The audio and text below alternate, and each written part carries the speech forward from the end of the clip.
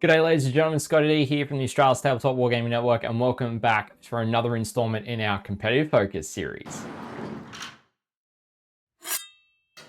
Alrighty ladies and gentlemen, welcome back to the Australia's Tabletop Wargaming Network, here with me ScottyD for another Competitive Focus video where we look at the more competitive side of Warhammer 40k gaming and kind of dig in a bit deeper into some of my competitive experience and kind of what I'm working on at the moment competitively. But before we jump into today's video where we're going to be talking about the development of my Deathwatch and where things are at for them at the moment, I want to thank everyone who has been supporting us over here on YouTube. I know there's been some weeks where we haven't had videos go out or anything like that, so I do really appreciate all of you guys who have been liking, sharing, commenting, all of that fun stuff on our videos, and those who have been subscribing to the channel as well. Greatly appreciate your patronage over here on YouTube. So let's talk a bit about the development of my Deathwatch armor list in a competitive sense. So, obviously I did a Deathwatch index review and kind of my thoughts of the Grotmus index in a previous competitive focus video, which is probably looking at about 4 months back now. And since then, thanks to our friends at StatCheck, we can look at the data. And so basically from the balanced data slate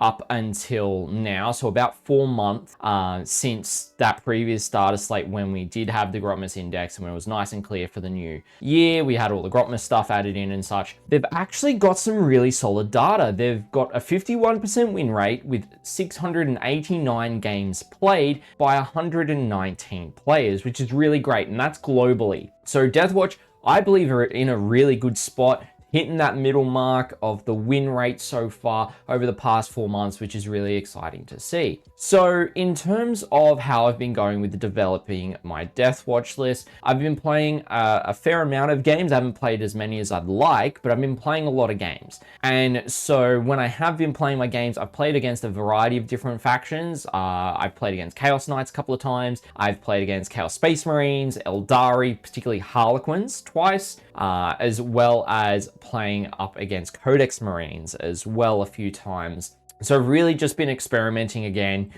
testing out some new stuff and seeing how that goes. So to kind of break some things down in terms of my learning, we'll have some photos from some of the games that I've been doing. Very early on in my list development, it was kind of difficult to really put together a lot of things that I wanted to run. I test out triple ballistas build in the Deathwatch because they don't really need support, and I wanted some anti-tank, and they didn't really work too well. And I was still learning how to deploy the army and figure it all out. So, playing up against one of my mates who runs Chaos Knights, basically he turn one me. So basically got in my lines turn one with Chaos Knights with a few rampages, and we basically said, yeah, look, it's going to be game from this point, so let's just re-rack, which we did. But yeah, that game, the re-rack didn't go too much better either. But in saying that, I learned a lot. So then when it comes into my next game, where I was playing up against Codex Marines, I was also testing out the Talon Strike kill team in this one. I only have 3 Inceptors with the Assault Bolters, so I was testing that unit out. I was also testing out the Spectrus kill team with a Lieutenant and a Phobos Captain as well, and there's some tech that I'll talk about that as to why I think the Spectrus is really solid a bit later on in terms of what I've been testing. And, I tested out the Talon Strike against some Dark Angel Marines, lots of Terminators. I think it was 2 bricks of 10 Terminators. And I found the Talon Strike was okay. The bolters on the Inceptors, I believe, are the best way to run them instead of the Plasma. You get more shots. You are able to actually make use of the ammo a lot easier. And you don't really need the Plasma, I feel, in the Deathwatch lists, because with the Talon Strike, you're getting the additional AP when you come down. You can use Kraken rounds to get the bolters to AP 3, or if you wanted to use Dragonfire to ignore cover, it's basically the same thing. But the big thing on the Kraken rounds is they give you an additional 6 inches of range. With the Assault Bolters only being an 18-inch range, getting you to 24 is actually pretty big on them. So it allows you to strike from a bit further away. Or, you could use Hellfire rounds if you're wanting to take down, a big monster where you're able to reroll to wound. You've already got Sustain 2 built in on your attacks, so you don't necessarily need to be in Sustained or Lethal for the army for you to get that benefit on the profile. And so really you're able to try and get as many 5-ups to wound there as possible when normally you may need 6s. So there's that kind of synergy with the Talon Strike as well that works quite well that I probably talked about in the previous video. But I think It does require oath support, so you come in, use oath because you're 15 shots, you're probably wanting to try and get as many sustain 2 as possible to maximize the amount of damage you're going to output, particularly if you're using Hellfire rounds. So yeah, that's just something I found playtesting them. They're not the right unit for me, I found. So they've kind of been put off to the side for a minute. I'll come back to them when I'm able to play with them optimally. I've been continually using Deathwatch Veterans, and I've settled on my list, which we'll go through in a little bit, where I use 10-man and 5-man units. Now, there's a lot of kind of discussion around what's an optimum build outside of taking the 4 Thunder Hammers. Now, of course, the 4 hammers or the 2 hammers if it's a 5-man, staple take. Like, they're so good. I actually really like taking maximum storm shields rather than going for a bit of shooting, a bit more shooting and taking an Infernus and a frag cannon. So I like having either 2 shields in a 5-man or 4 in a 10-man. And I like taking Infernus heavy bolters over frag cannons, because I feel like the Infernus heavy bolters give you an overwatch threat, particularly against, you know, say just a simple 10-man unit of gargoyles that decide to move in front of you. You can just go and burn them for 2d6 at strength 5 -1/1 damage, which is pretty solid. Also, the heavy bolter profile can be really good if you're shooting out of a rhino. So if you have 2 of them in a 10-man unit, they're in a rhino, you can actually shoot them out the top of the rhino as well, or you can shoot the heavy flamers out at the top of the rhino as well. So there's some good synergy there. I've always been really hot on the Deathwatch Vet squads, and they're kind of a bit of a staple in my list, as we'll see in a little bit. Now, coming back to some of the other units that I've been playtesting, I've finally been able to playtest Deathwatch Terminators with Cyclone missile launchers. They are honestly amazing in 5-mans, even after the points increase they got. Having triple Cyclone missile launchers with 2 Thunderhammer Storm Shields is really good. Combo it with Hellfire rounds if you're using frag to just get 2 ups to wound is nice. Getting them to being AP -3 at 42-inch range with the crack missiles with Kraken rounds is really nice as well, or you can give them the assault keyword so you're able to advance them as well if you're using Dragonfire, which is quite nice. So there's a lot of good synergy there with the Terminators. They're also good skirmishing. You know, the Thunderhammer Storm Shields can take a lot of hits probably before they fall, and then you obviously lose Cyclones, but they're really solid in 5-mans. And then also coming back to the Spectrus kill team. Now, I'm running the Spectrus because I actually really underrated it initially, and then actually playing with it, I'm learning how to use it quite well. It's, you know, it's a 10-man unit, could be up to 12 depending on characters, and you can have up to 5 40mm bases in there. And so when you're doing that wishbone to infiltrate, if you get to drop first, it's really good to be able to screen out the majority of the midfield and just go, you can't infiltrate at all. Now, you're exposing a 200-point unit to do that, and if you want to be spending points on that, it's good. It does the job. They've got an auto pickup at the end of their turn if you're outside of 6 of your opponent, which is nice, and all these different elements. So I've been running it with 3 bolt snipers, 4 incursors, and 3 infiltrators, with one of those infiltrators having a helix gauntlet. So being a bit, you know, tricky with the feel no pain, which actually has come in clutch in some of my games. So they're really good at kind of putting on some firepower. The snipers are 3 damage, so something that can catch people off guard. They've got a lot of lethal hits in their shooting as well, which is quite nice. So a lot of their bolters are already lethal hits. Their close combat weapons, particularly on the incursors, it's sustained 1. So you're able to put out a lot of potential attacks there as well at AP -1/1 damage. So there's a lot of good synergy there with them as well. So they're kind of the things specific to Deathwatch outside of, like, you know, characters like the Watchmaster, which has always been a staple for me. I've always loved that character, and he's obviously going to be in my list. And so I reckon let's jump over. I'm going to actually walk you through the army list that I've decided that I'm going to be prepping and getting ready to play competitively and using for my reps. And we'll kind of talk through a little bit more after that about how I typically play the list, or how I've found the list goes in games. Alrighty everyone, so this is the current state of my Deathwatch army list that we're going to be working on over the next few months to get it tournament ready. And so I'll walk you through what we have got in the list, and then I'll also obviously tell you what we need to work on. So to start off with, we've got a Watchmaster. He's obviously my warlord with the Tome Vector Clades. He is going to be in a unit of 10 Deathwatch veterans with 4 hammers, 4 shields, 3 power weapons, a Xenophase Blader, and 2 Infernus heavy bolters. Next to him, We've got the Judicia with the Thief of Secrets. Is really solid unit. He's also going to be in a 10-man unit that's got the exact same loadout as Watchmasters. They're also going to be in a Rhino. Then we've got another 2 5-man Deathwatch veteran squads with 2 shields, a power weapon, Xenophase Blade, 2 hammers, and Infernus Heavy Bolter in each. We've then got a unit of 5 infiltrators and a unit of 5 intercessors. We've got a Lone Op Lieutenant, and we've also got an Ancient in the list. And then for our other units, we've got 3 Inceptors with the Assault Bolters. We've got 2 5-man Terminator squads with 2 Thunderhammer Storm Shields in each, and 3 Cyclone Missile Launchers, Storm Bolters, and Power Fists. Then we have also got a Spectrus kill team in there with 3 Bolt Snipers, 4 Incursors, and a Helix Gauntlet, and 2 other Infiltrators in there as well. And they are led by a Phobos Captain with the Beacon Angelus. So, really interesting list for 2,000 points. So, what we actually need to work on for the list in terms of miniature-wise, I'll walk you through each side. It's a lot of the Deathwatch side of stuff, so we need to paint up the Judicia in Space Marine colors for my Space Marine chapter as a learning chaplain, basically. We've got a ton of weapons for each of the 4 Deathwatch squads, and even 5 Deathwatch veterans for the 2 5-mans that we need to paint up as well.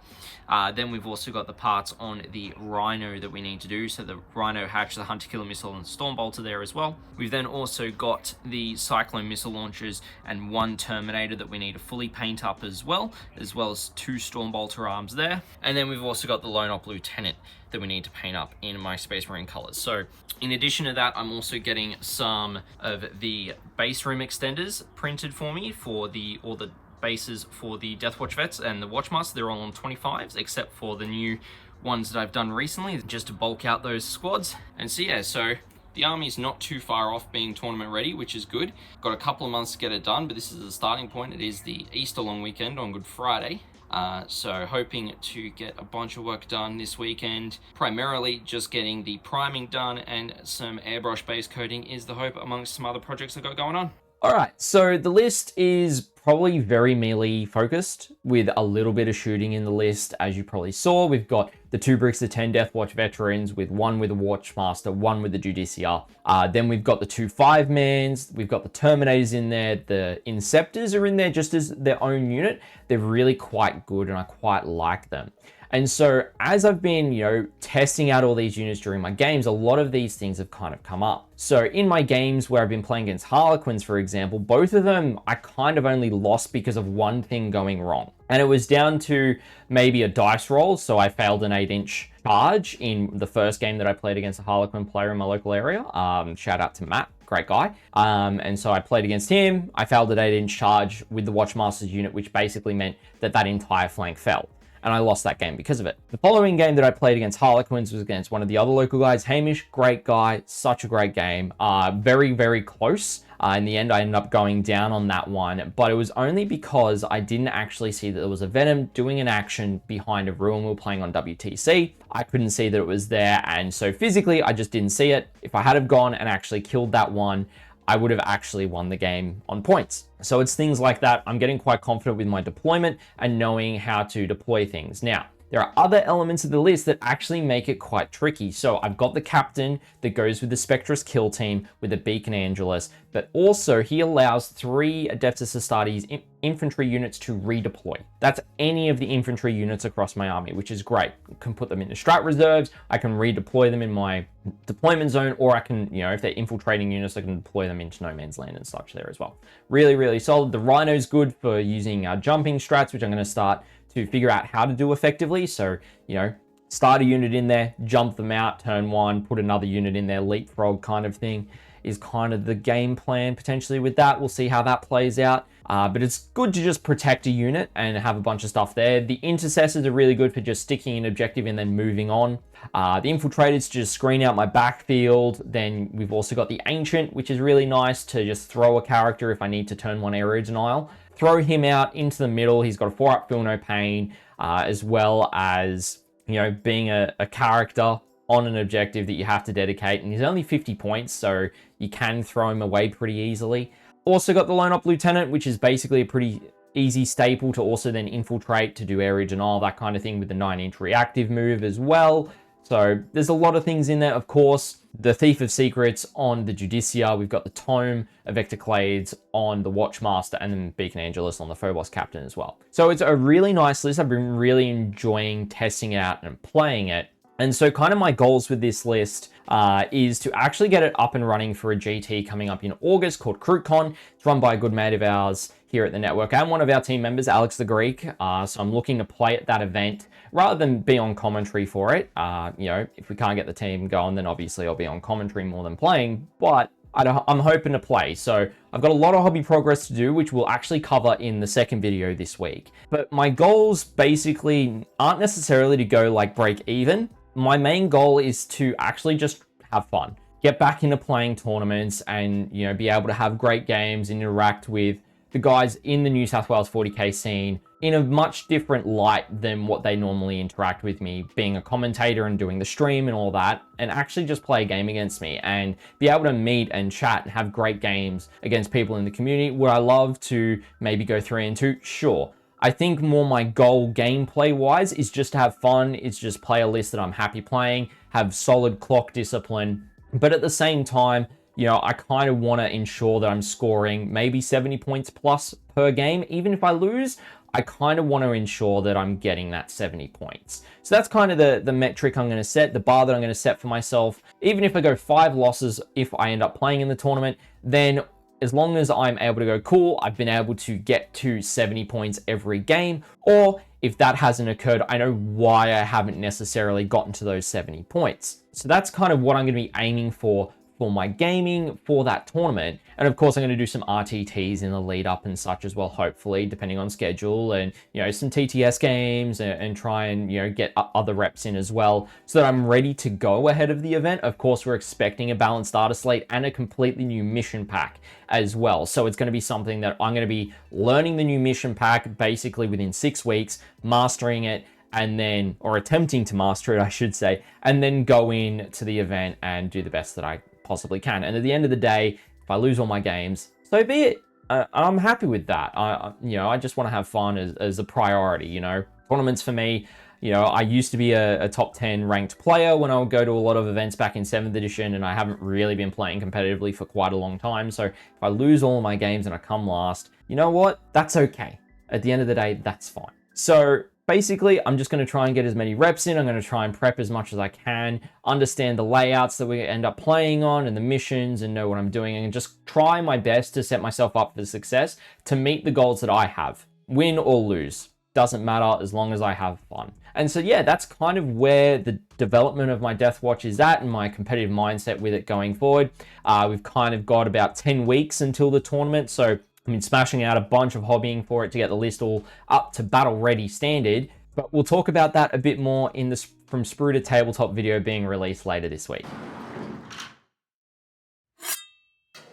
Alrighty, ladies and gentlemen, well, that is going to be it for today's competitive focus video. Thank you so much for hanging out with me as I kind of, you know, not necessarily ramble, but just kind of explain where things are at with my Deathwatch, how I'm going developing a list and playing with them in a competitive setting, which has been really good. I've been enjoying playing them. It's been great fun. And I really love playing a faction that doesn't really see a lot of play here in Australia. There's maybe a dozen players that play Deathwatch compared to some of the other factions that have close to 100 players that play them. So it's really good to be, you know, focusing in as a faction specialist on Deathwatch. Now, if you enjoyed today's video, feel free to leave a like. If you have any feedback or any thoughts of your own on Deathwatch, feel free to let me know down in the comment section below.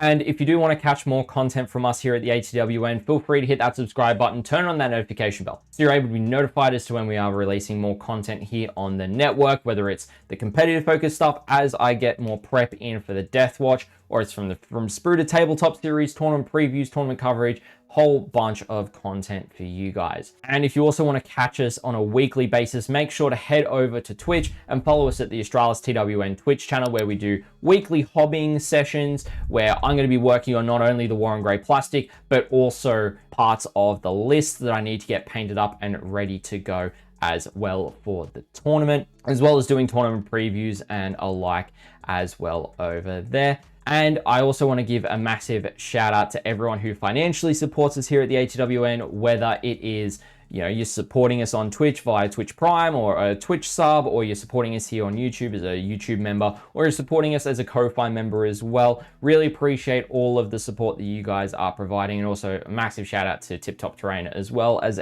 our channel sponsor. So without your guys' support, we wouldn't be able to do the amount of content and the amount of tournament coverage to the Australian Warhammer 40k scene that we have been able to do so far this year, and we've still got a bunch more coming at you for the rest of the year as well. But ladies and gentlemen, I've been ScottyD. That is going to be it for today's video, and I hope to catch you in the next one.